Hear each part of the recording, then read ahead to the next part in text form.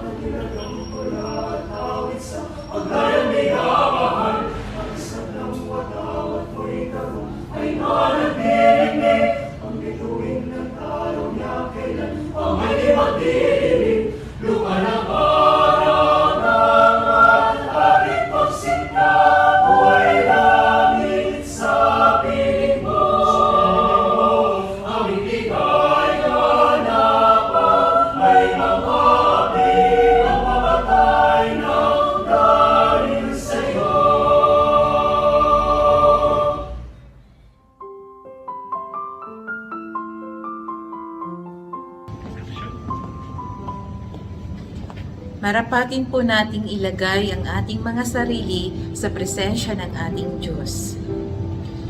Diyos Ama na lumikha ng sanlibutan, kami po ay sumasamo sa mga oras na ito.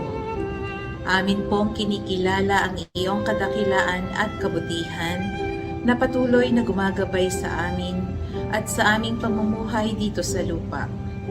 Mangyari po na inyong bigyang sigla ang buong linggong gawain na aming buong pusong iniaalay sa iyo. Loobin po ninyo na kami ay muli ninyong bigyan ng lakas at gabay sa aming buhay. Bigyan niyo po kami ng malusog na pangangatawan at sapat na pangangailangan sa bawat araw na dumadaan.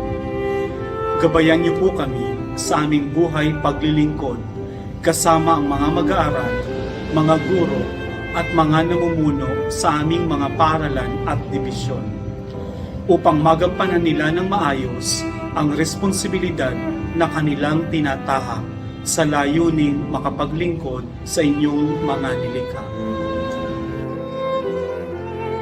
Bendisyonan po ninyo ang araw na ito na kami ay malayo sa kapamakan at sa halip ay hayaan ninyo ang inyong banal na pagpapala ang umulan sa aming buhay tungo sa das masipag, das magaling, at das masiglang paglilingkod.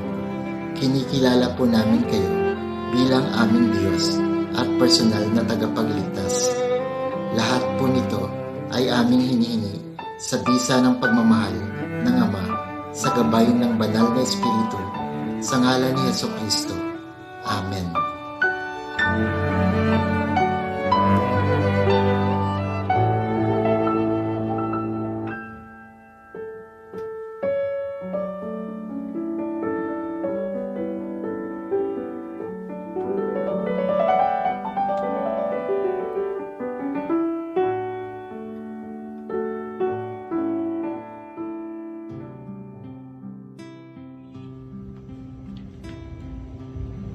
Itaas ang kanang kamay sa ayos ng panunumpa. Panatang makabayan, iniibig ko ang Pilipinas, aking lupang sinilangan, tahanan ng aking lahi.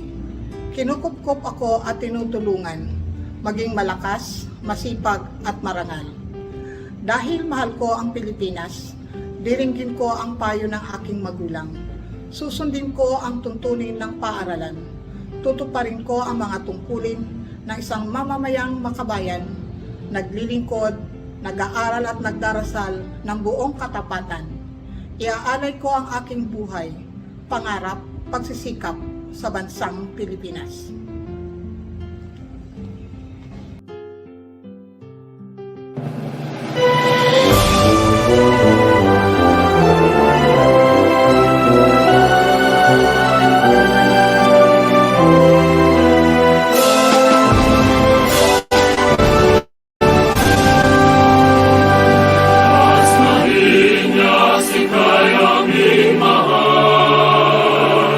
Ulian kang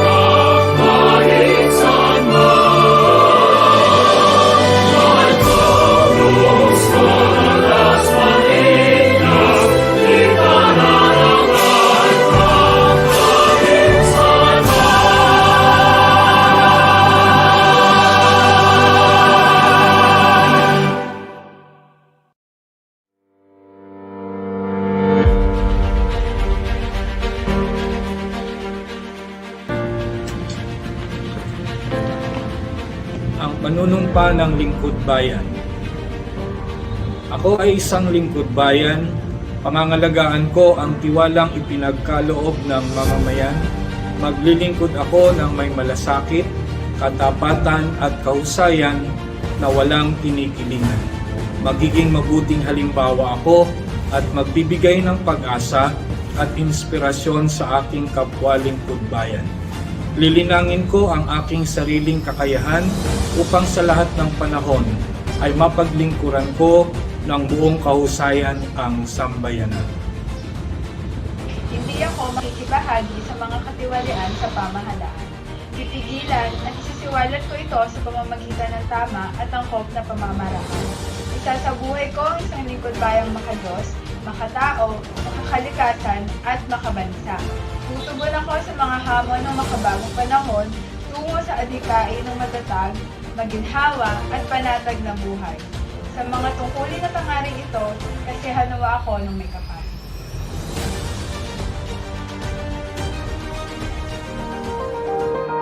The Quality Policy Statement of the Department of Education. The Department of Education is committed to provide learners with quality basic education that is accessible, inclusive, and liberating through proactive leadership, shared governance, evidence-based policies, standards, and program, responsive and relevant curricula, highly competent and committed officials, and teaching and non-teaching personnel, an enabling environment. The department upholds the highest standards of conduct and performance to fulfill stakeholders' needs and expectations by adhering to constitutional mandates, statutory and regulatory requirements, and sustains client satisfaction through continuous improvement of the quality management system.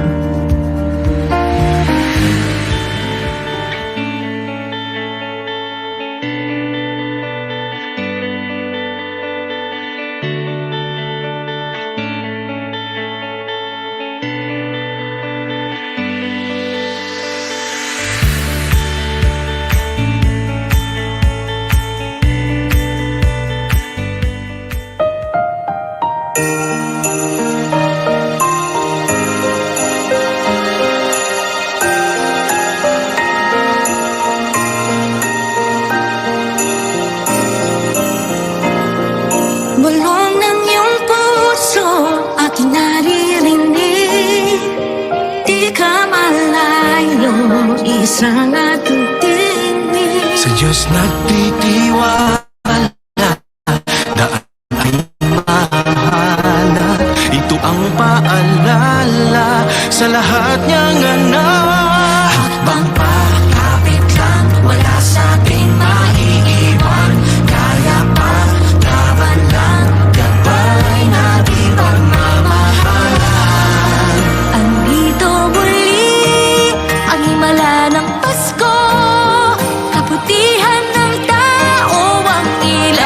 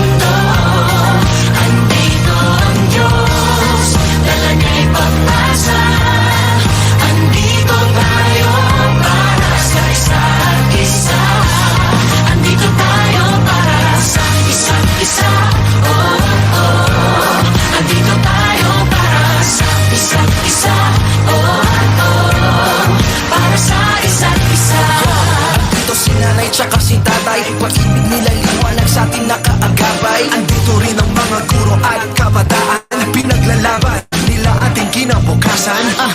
Andito ang mga anghel sa lupa, kalingan nila'y pagpapalan na di humuhupa. Andito ang puso ng mga nangibang bayan, malayo man sila dito laging mayroong tahanan. Andito ang mga nag-iingat sa atin, saludo tayo tapat sila sa tungkulin. Andito ang mga naglilingkod sa kapwa, salamat sa dala nilang ginhawa. Andito ang paghirang mapag-asa, dahil andito tayo para sa isa't isa. Habang pagkabit lang, wala sa ating maiiwan. Kaya pa, laban lang, kamay na di pagmamahal. Andito muli ang himala ng Pasko, kabutihan ng tao, ang ilaw ng mundo. Andito ang Diyos, dala niya'y pag-asa. Andito tayo para sa isa't isa. Andito muli Ang himala ng Pasko, kabutihan ng tao, ang ilaw ng mundo. Andito ang Diyos, dala niya'y pag-asa. Andito tayo para sa isa't isa. Andito tayo para sa isa't isa. Andito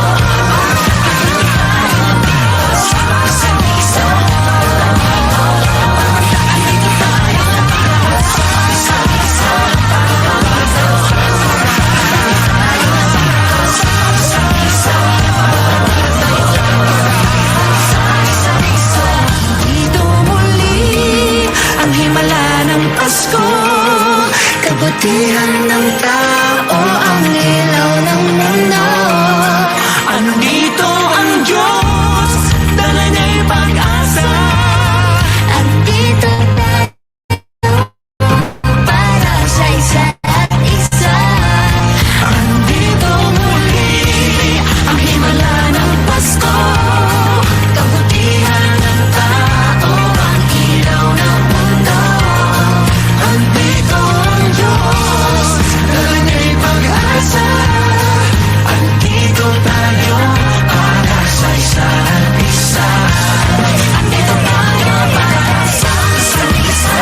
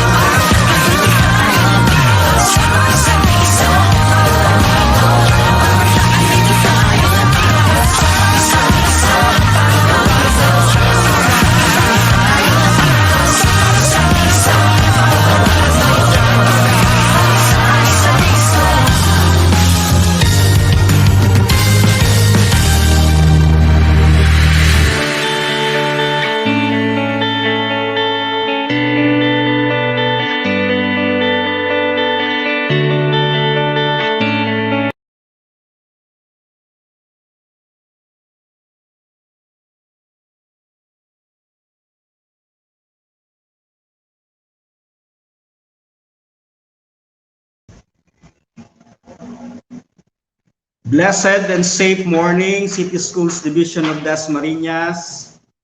Thank you very much, CID, for hosting the virtual flag raising ceremony and for hosting the last week's limited face-to-face flag ceremony.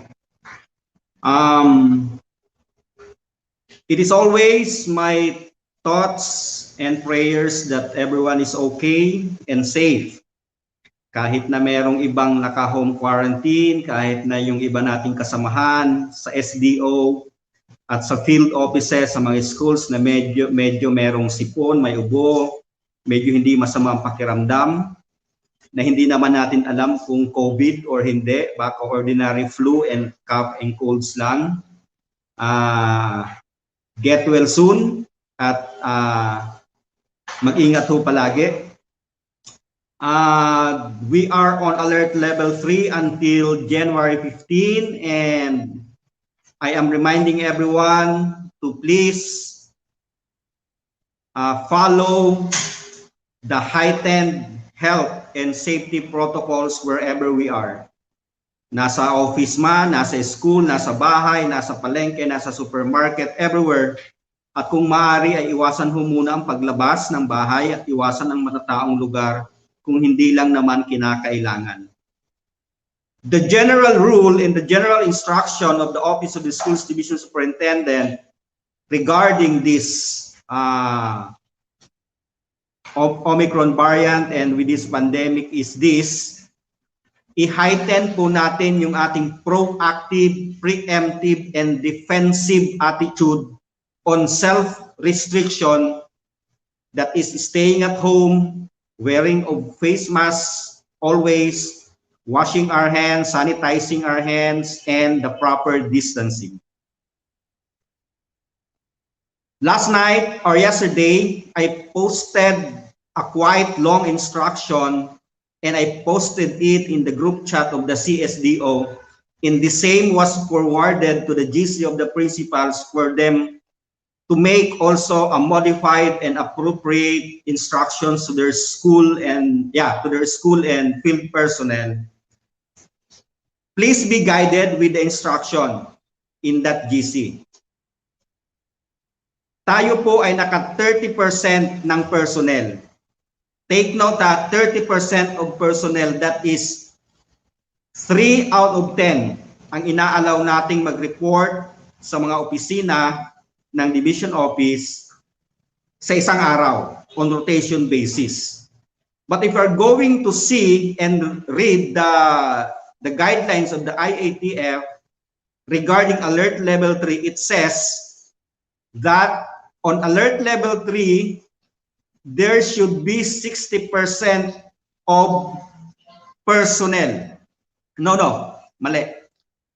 60% occupancy of the workspace. Hindi po 60% na tao.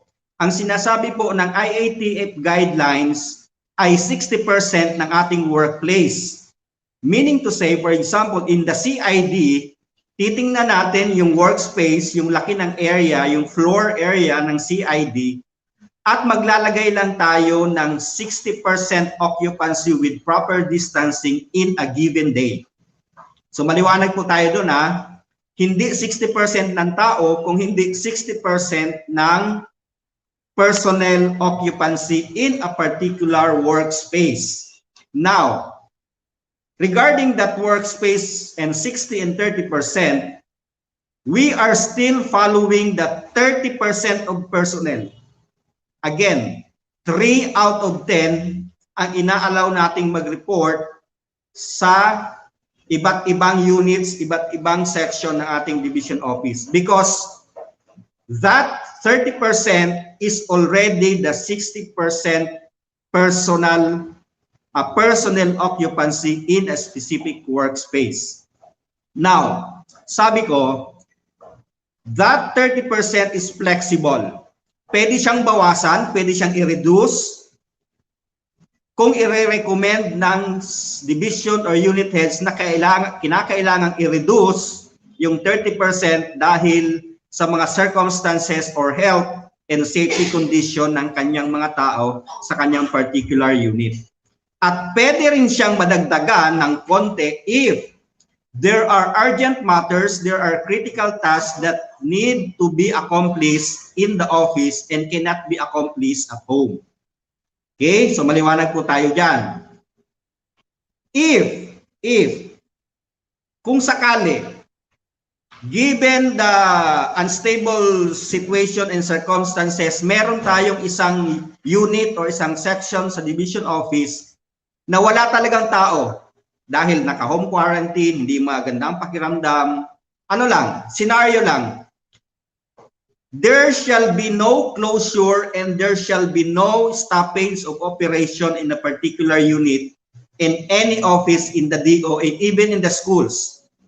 Kung walang tao ang particular unit or section, ang office na yon ay magko-continue ng function through the drop box diyan sa ating may DO entrance and through online transaction, online. Kaya nga i-open natin lahat yung ating lahat ng communication lines, i-open lahat ng email, cellphone numbers, messenger chats, Viber, kung ano pa man. So that hindi ma-hamper at hindi natin ma-miss ang service na kailangan natin ibigay sa ating mga client. As per conversation with Doc Clety, our OIC SGOD chief, the vaccination of 5 to 11 years old shall commence in the 3rd week of January, and we will prepare now the memorandum for that effect. Maybe we can issue the memo today. And I am advising all the school heads and teachers and school personnel, lalo na yung ating mga elementary school principals, school heads, because 5 to 11 years old are the age level of kindergarten to grade 6. So please be guided with the memo to be issued today, and let's have the necessary dissemination campaign and some other instruction with our class advisors and the parents and everything about pediatric vaccination. Next week, next Monday, in the flag raising ceremony, whether it is limited face-to-face or virtual, 4 po ang magiging speakers natin after the inspirational video. Sino yung 4? Ang unang magsasalita ay ang OIC SGOD Chief, second ay ang CID Chief, third ay si ASDS Badef, at ako yung pang-4. Lahat po ng announcement, lahat ng concern for dissemination from the units and section of the SGOD ay ipapasa nyo po kay Dr. Lety in the afternoon of Sunday. The same with CID, lahat ng concerns and announcement for dissemination from the EPS and PSDSS and any other concern from the CID ay ipasa kay Doc Gemma in the afternoon of Sunday so that they can summarize and collate all of those things, at bahala na silang mag-summarize para maiksi, para hindi masyadong mahaba, so that when they speak during the flag raising ceremony, ay ma-disseminate ang dapat i-disseminate. Sa OSDS naman, lahat ng concerns ng budget, accounting, supply, ICT, etc. ay ipapasa nyo lahat kay ASDS Badef, and ASDS Badef shall collate and summarize all those announcements for dissemination, at siya po ang mag-a-announce niyan during the flag raising ceremony. And last ako magsasalita for some administrative concerns and announcement. Okay? Next, thank you very much, CID, for the monitoring and the giving of technical assistance and supervision to our schools and field offices. Huwag niyo pong kalilimutan ang ating alternative learning system at ang ating special education, the EPS and PSDSS and coordinators to our schools. Also, thank you, SGOD, for doing the same. Thank you for your assistance. Our assistance is 100,000 pesos for the victims of Typhoon Odette. Maraming salamat po sa inyong lahat. And another announcement, the SDOD and DRR and our Health and Nutrition Unit are hereby advised to work on our SDO Safety Seal Certification. Dapat mauna po tayong magpa-certify ng safety seal from the DILG, because as per issuance regarding safety seal, tayo rin ang magsi-certify ng safety seal ng mga schools, and we cannot certify the safety seal of the schools if we in the SDO is not yet certified with that safety seal. Last week, I and Dr. Gemma prepared the letter regarding the project that we are about to launch. I announced this during the face-to-face Division Manco meeting at Bailey sometime in November, I think, about ELSG, about the exemplary leadership and school governance. And we prepared the letter to SDO Masbate Province, that's the SDO that I came from. We already sent through email the formal request that the ELSG package of SDO Masbate shall be adopted and modified by CSDO Dasmariñas, and the letter was coursed through RD Panchet, and RD Panchet, thank you very much RD for affixing your signature as backing our request for that ELSG. Alam niyo po bakit ELSG ang aking banner program? Actually, it is in the DepEd order and some other issuances, but we are going to customize that into a more comprehensive and contextualized, more appropriate to the context of CSDO Dasmariñas.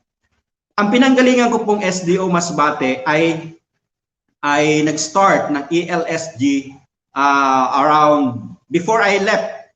But yung early preparation po ng ELSG, kasali ako doon, and I was the one who drafted one of the modules in the ELSG. The module that I drafted was about procurement, personnel selection, administrative management. At maraming module yun. The ELSG is the holistic technical assistance and monitoring and evaluation of all the DepEd national, regional, and division programs and projects in initiatives and innovation. That includes the reading program, the WINS program, curriculum implementation, gulayan sa paaralan, school-based feeding program, DRRM, etc. Naka-package siya, kaya napakaganda niya. And one of the good things about ELSG is we have their, we have, kasi isip ko, nandun pa ako sa Masbate. SDO Masbate and their ELSG has that ELSG Academy that is parang kaparehas siya ng Principals Academy, that we are going to have modular study with all the school heads, and they will learn about modular learning, about yung sinasabi ko, everything about administrative and financial management, personnel selection, procurement, etc. Nandun siya sa mga modules. Kaya pag nag-graduate yung ating mga scholars sa ELSG, yung mga school heads, more or less, they are already prepared when they take the national qualifying examination for school heads. And after that, after the batch of school heads in the academy, ay bababa tayo sa batch ng mga master teacher, ng mga head teachers, pababa sa teachers. So that's the direction of the ELSG Academy. Maganda siya. Maganda siya. Matrabaho, but in the process, pag natapos, and another, after the evaluation of all the schools, because all the schools shall be subjected for the ELSG, ang lahat ng magiging compliant na school ay mag-award tayo ng ELSG compliant. Kung compliant sila, ELSG Compliance Award and Seal. Okay? Pag-uusapan natin yan for now.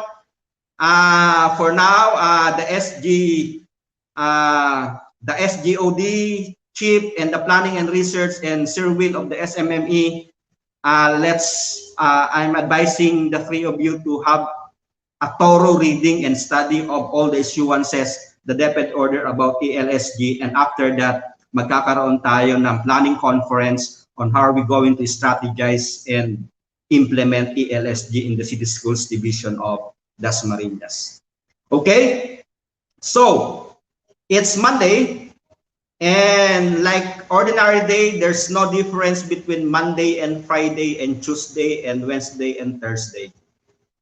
Don't lose our focus, our optimism and positivity. Be always strong and courageous. Kaya natin to. In many studies and in many medical bulletins, they are saying after few months with this pandemic, ibibilang na lang ang COVID-19 doon sa ordinary flu na meron tayo sa mundo. So, all these things will just come to pass. Let us stay safe and resilient. Mga kaibigan ko at mga kapatid at katrabaho sa City Schools of Dasmariñas, lilipas ito and we will rise more stronger than ever. Sama-sama lang tayo, palaging manalangin at mag-ingat. Huwag panghihinaan ang loob kung anuman ang ating naiisip na innovation na magagawa para sa ating paaralan at sa mga bata at sa ating mga teacher. Huwag tayong panghinaan, gawin natin dahil ang COVID-19 ito ay lilipas and we are just going to manage it. Manalangin po tayo palagi. God bless everyone.